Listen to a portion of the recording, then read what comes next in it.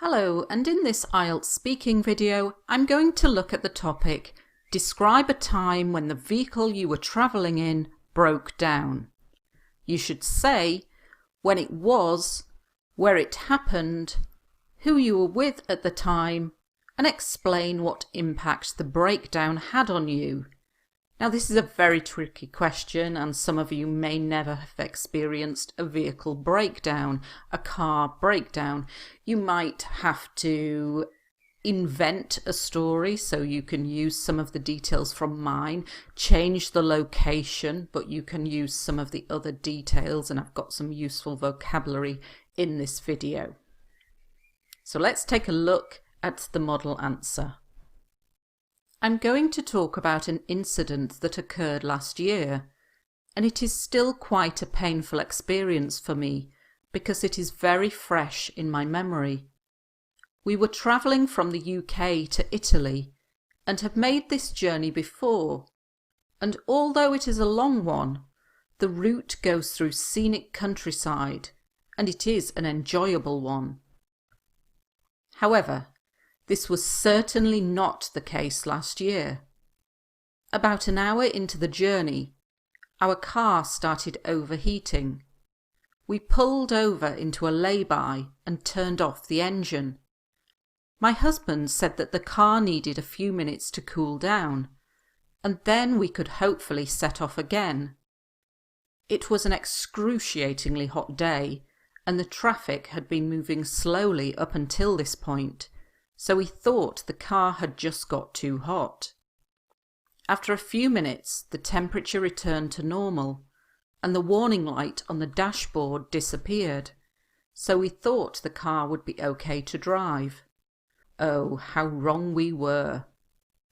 In order to prevent the car from overheating again, my husband turned off the air conditioning and turned on the heater. As I've said, it was a baking hot day, and now we were travelling in a car with the heater on full. We were melting inside the car. For a while, though, it worked, and the warning light did not come on again. Sadly, though, it did not last, and the light popped up again. I could have cried. We were still 300 kilometres from our destination, and we were looking forward to a much-needed holiday. We pulled over again, and the car was overheating so badly that we realised that we needed to ring a breakdown recovery service. To cut a long story short, we spent 3 days trying to get the car fixed, and then had to get a hire car because it needed a part that was not available. We did eventually arrive in Italy, but we were 3 days late, and everyone was in a foul mood because our holiday had been cut short. We tried to have a good time, but it did spoil the holiday, unfortunately. So like I said, this is a very tricky topic. However, there are certain words and phrases that you can learn, that you can use for this topic, and there are some words and phrases in this topic as well that you could use for other topics. So I'm going to talk about an incident. An incident is an event, an occurrence that occurred, that happened last year. I put both of these because occurred is quite a difficult word to say, so if you can't say it, use happened. A painful experience. We talk about difficult experiences and we talk about painful experiences when they're quite upsetting. And this is a very true story for me, so it is still a painful experience to talk about. When something is fresh in your memory, it's something that's maybe happened quite recently and it's still in your head, you still think about it a lot. And because this was last year, and like I said, it was a painful experience, it is very fresh in my memory. So try to use the past continuous. Where were you travelling from and to? We were travelling from the UK to Italy. The route, this is where you go from A to B. Scenic countryside, very beautiful countryside. However, this was certainly not the case last year. So I've said it's normally enjoyable, but it wasn't enjoyable last year. This was certainly not the case like the situation. Journey, so when you're talking about this, you need to talk about the route and the journey. And when a car gets too hot, it starts overheating like this. To pull over means to pull to the side of the road and stop, but we pulled over into a lay-by. In the UK and in Europe, we have these things here called lay-bys, and it's where you can pull off the road and park and have a break, whatever you need to do. So with an engine, we turn it off, we turn it on, and the car needs to cool down because it's too hot, and then we can set off again, start again.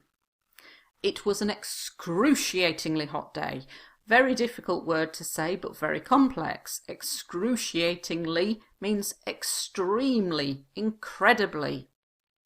The traffic, so the cars, had been moving slowly up until this point. So I've used some past perfect continuous here. So to the point where it was overheating, we had been moving, we had been going slowly up until that point. And the car had just got too hot, past perfect. Warning light on the dashboard at the front of the car, where you have the mileage counter, the speedometer, you've got lots of lights and lots of information. We call it the dashboard. And when you get a light like this appearing on the dashboard, it's called a warning light. So very useful for this topic if you're talking about a car journey. Oh, how wrong we were. This is quite old-fashioned English, but I'm just saying we were wrong. Oh, how wrong we were. Just learn it, don't analyse it, don't question it. You can say, oh, how wrong I was, and it's just emphasising how wrong you were about something. In order to prevent, to stop. And when we use the verb to prevent, use it with from and an ing verb to prevent the car from overheating. The air conditioning, so in a car, we didn't used to have it in the UK because it's not hot enough, but nowadays most modern cars do have air conditioning, and so you can put this on to cool the car down. A baking hot day. When it's baking hot, this is quite informal, it means very hot. Baking hot, it's like an oven. Baking hot day. And we were travelling, so past continuous again. The heater on full. If you have something on full, the air conditioning on full, the radio on full, it means the highest possible temperature or volume that you can have something. So the heater on full, it was at the hottest it could possibly be. We were melting. This is an ice cream and it is melting, and we were melting inside the car. It was so hot inside the car. For a while is like a short time, for a while. It worked. The warning light did not come on again. Sadly though, it popped up. So it's like to pop up means to appear. So the warning light popped up again. I could have cried. I didn't cry, but I'm saying I felt so bad at that moment I could have cried. We were still 300 kilometres from our destination. Your destination is the place that you are going to. And we were looking forward to a much needed holiday. So a holiday that is much needed. You're desperate for that holiday. You really need a holiday. So a much needed holiday. Remember, we pull over, we stop, we pulled over again, the car was overheating, so lots of opportunities for past continuous in this answer. A breakdown recovery service. You can just say a breakdown service if you can't remember the three words. And it's when somebody like this comes and maybe they take away your car or they repair your car at the side of the road. To cut a long story short, an idiomatic expression, do not use it in writing, but good for IELTS speaking. When you've got a lot to say about something, but you don't have the time to say it. So you say to cut a long story short, and then you just focus on the key points after that. So very useful in IELTS speaking, to cut a long story short. To get the car fixed, to get the car repaired. A hire car, so this is another car that you pay money for and you use for 2 or 3 weeks. When cars need repairing, they usually need a part or a car part. So the car needed a new alternator, so this is the part, and it was not available. We did eventually, finally arrive in Italy, and I've used that did for emphasis here, rather than saying we arrived eventually in Italy. By using did eventually arrive, it makes it stronger. Everyone was in a foul mood. Foul is really, really bad. So you might know the expression to be in a bad mood, to be kind of really angry and annoyed and upset. But this is even stronger, a foul mood, really, really not happy. Because the holiday had been cut short, it had been shortened. And it did spoil the holiday, and I've used this did and spoil instead of spoiled the holiday, really to emphasise if something is spoiled, it's ruined, it's damaged, it's destroyed in some way. So a lot of useful vocabulary in here. It is a tricky topic. Just think of your own personal context that you could use and try to get as much vocabulary in as possible, such as warning lights on the dashboard, overheating, to pull over, breakdown recovery service, to get the car fixed, the car parts, and everyone was in a foul mood. So although it's a tricky one, if you do learn at least maybe 8 to 10 words or phrases from this video, it will certainly help you to answer this question. So let's take a look at a part 3 question now connected with this topic. Are there fewer people using private transport because of improved public transport? So by private transport, they mean their own cars. In my experience, no, this is not the case at all. If anything, I would say the reverse is true. Generally, most prefer the ease and convenience of using their own cars, so there has been a reduction in the numbers using public transport in actual fact. Sadly, the knock-on effect of this is more congestion in our cities. So it might be the case in your country that there has been a reduction in the number of people using private cars, and so you might want to talk about that. Whether you say yes or no is not important. The IELTS examiner is listening to your language and grading you on your language, not the accuracy of your answers. In the UK, it is true that there are more people now using private transport. The numbers using public transport has dropped by about 11%, I think. So this answer is true for me, but even if it's not true in your city or country, you can still use it.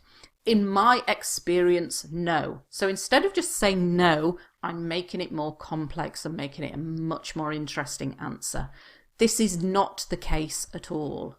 The situation, that's what I mean by the case. This is not the situation at all. This is not the case at all. If anything, so when you're going to say something different, you can start with if anything. I would say the reverse is true. So I'm saying the opposite of this is true. And why is this? Because it's easier and more convenient. So the ease and convenience of using your own car. And there's been a reduction in the numbers of people using public transport in actual fact. So when I'm stating a fact here. And sadly, the knock-on effect. So a knock-on effect is when one thing happens and then another thing happens as a result of that thing happening. A knock-on effect. You can use that in IELTS writing because it's a bit informal, but an IELTS examiner would be impressed by it. It's like saying the consequence of something. The knock-on effect of this is more congestion. Congestion is traffic jams. So very, very useful words in here for IELTS writing as well. Knock-on effect, congestion, the reverse is true, ease, convenience, reduction in the numbers using public transport. Hope you found this video useful, and thank you very much for watching.